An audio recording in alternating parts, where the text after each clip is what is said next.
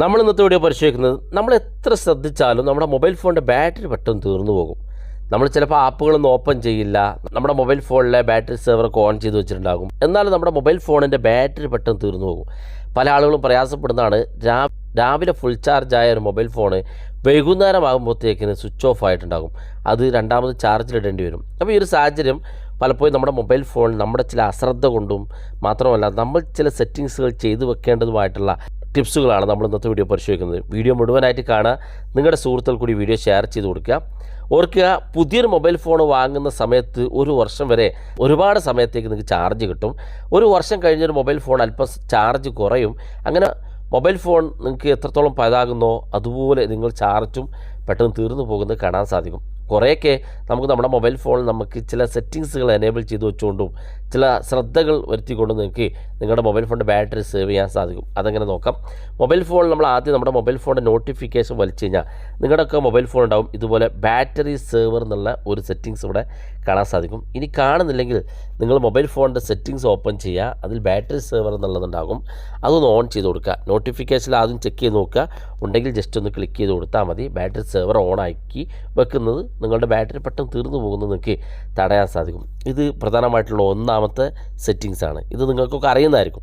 ഇനി നമ്മൾ ശ്രദ്ധിക്കേണ്ട രണ്ടാമത്തെ കാര്യം, മൊബൈൽ ഫോണിൻ്റെ സെറ്റിങ്സ് ഓപ്പൺ ചെയ്തിട്ട് നിങ്ങൾക്ക് വൈഫൈ ആൻഡ് ബ്ലൂടൂത്ത് എന്ന് സെർച്ച് ചെയ്ത് കൊടുക്കുക. അപ്പോൾ ഇവിടെ മുകളിൽ സെറ്റിങ്സ് കാണും, വൈഫൈ ആൻഡ് ബ്ലൂടൂത്ത് സ്കാനിങ് എന്നുള്ള ഈ സെറ്റിങ്സ് കാണാൻ സാധിക്കും. ജസ്റ്റ് ക്ലിക്ക് ചെയ്ത് കൊടുക്കുക. നിങ്ങളുടെ ഫോണിൽ ഇത് രണ്ടും ഓൺ ആയിരിക്കും, വൈഫൈ സ്കാനിങ്ങും ബ്ലൂടൂത്ത് സ്കാനിങ്ങും. അതായത് ഇത് ഓൺ ചെയ്ത് വെച്ചാൽ നിങ്ങളുടെ വൈഫൈയും ബ്ലൂടൂത്തും ഓൺ ചെയ്യാത്ത സമയത്ത് തന്നെ നിങ്ങളുടെ ഫോൺ ഓരോ സമയവും നിങ്ങളുടെ വൈഫൈ സ്കാൻ ചെയ്തുകൊണ്ടിരിക്കും. അപ്പോൾ ഏതെങ്കിലും വൈഫൈ ഉണ്ടെങ്കിൽ അതെല്ലാം ഇങ്ങനെ സ്കാൻ ചെയ്തുകൊണ്ടിരിക്കും. അപ്പോൾ ആവശ്യമുള്ളതും ആവശ്യമില്ലാത്തതുമായിട്ടുള്ള വൈഫൈ എല്ലാ സമയത്തും സ്കാൻ ചെയ്ത് കഴിഞ്ഞാൽ ഇത് സ്കാൻ ചെയ്യുന്നത് നമ്മുടെ ബാറ്ററി ആവശ്യമാണ്, മൊബൈൽ ഫോണിൻ്റെ പ്രവർത്തനമാണ്. അതുപോലെ ബ്ലൂടൂത്ത് ആണെങ്കിലും ആവശ്യമുണ്ടാകുമ്പോൾ ജസ്റ്റ് ഓൺ ചെയ്യുക. നമുക്ക് ആവശ്യമുള്ള സമയത്ത് ജസ്റ്റ് മാനുവൽ ചെയ്ത് നിങ്ങൾക്ക് കണക്ട് ചെയ്യാൻ സാധിക്കും. അതുകൊണ്ട് ഇത് രണ്ടും ഓഫ് ചെയ്ത് കൊടുക്കുക. ആവശ്യമുണ്ടാകുന്ന സമയത്ത് നിങ്ങളുടെ നോട്ടിഫിക്കേഷനിൽ വൈഫൈ ഓൺ ചെയ്ത് കൊടുക്കുക, അതുപോലെ ബ്ലൂടൂത്ത് ഓൺ ചെയ്ത് കൊടുത്താൽ മതി. മൂന്നാമത്തെ സെറ്റിങ്സ് നിങ്ങളുടെ മൊബൈൽ ഫോണിൻ്റെ സെറ്റിങ്സിൽ തന്നെ ബാറ്ററി യൂസേജ് എന്ന് ഇതുപോലെ ടൈപ്പ് ചെയ്ത് കൊടുക്കുക. ബാറ്ററി യൂസേജ് ബൈ ആപ്പ് എന്ന് ചില ഫോണിൽ കാണും, ചില ഫോണിൽ ബാറ്ററി യൂസേജ് തന്നെ ആയിരിക്കും കാണാൻ സാധിക്കുക. ഇവിടെ ബാറ്ററി യൂസേജ് ബൈ ആപ്പ് എന്നുള്ള അതാണ് നമ്മൾ ക്ലിക്ക് ചെയ്യേണ്ടത്. അപ്പോൾ ഇതുപോലെ ഓപ്പൺ ആയി വരും. ഇവിടെയും കാണാം ബാറ്ററി യൂസേജ് ബൈ ആപ്പ് എന്നുള്ള ഏറ്റവും മുകളിൽ, അതും കൂടെ ക്ലിക്ക് ചെയ്ത് കൊടുക്കുക. അതിനുശേഷം ഇവിടെ താഴെ ഭാഗത്തേക്ക് വരിക. ഇവിടെ നിങ്ങളുടെ മൊബൈൽ ഫോണിൽ നിങ്ങൾ ഉപയോഗിക്കുന്ന ബാറ്ററിയുടെ ഡീറ്റെയിൽസ് കൃത്യമായിട്ട് കാണാൻ സാധിക്കും.